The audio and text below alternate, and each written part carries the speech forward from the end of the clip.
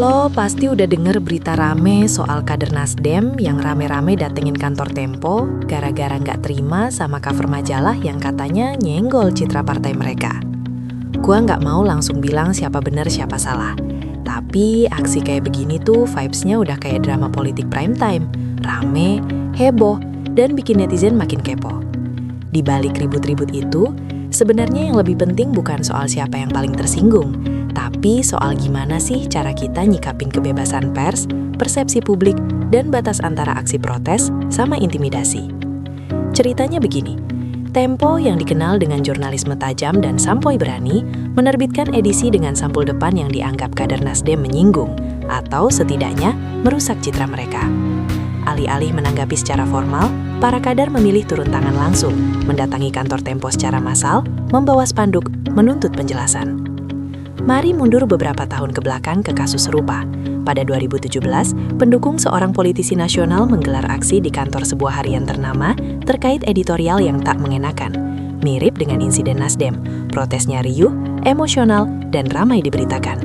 Namun yang terjadi berikutnya cukup menarik. Media tersebut justru menegaskan independensinya, dukungan publik untuk kebebasan pers meningkat, dan sang politisi malah harus menjawab soal komitmennya pada demokrasi, bukan lagi soal editorial yang diprotes.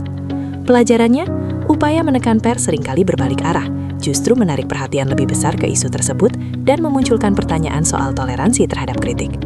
Dalam demokrasi, politisi dan partai punya hak menyuarakan ketidaksetujuan, bahkan kemarahan atas pemberitaan media. Tapi mendatangi ruang redaksi, langkah itu berisiko melewati batas dari protes sehat menjadi intimidasi. Kebebasan pers bukan sekedar slogan, ini adalah pilar transparansi dan akuntabilitas. Ketika politisi berusaha mengintervensi keputusan redaksi, bukan hanya jurnalis yang perlu khawatir, kita semua juga. Gairah kader Nasdem bisa dimaklumi, tapi begini, kalau merasa dirugikan, ada cara yang jauh lebih baik untuk meluruskan. Opini, konferensi pers, cek fakta, semua ini sudah jadi bagian dari politik modern. Mendatangi newsroom, itu gaya lama yang kurang beradab.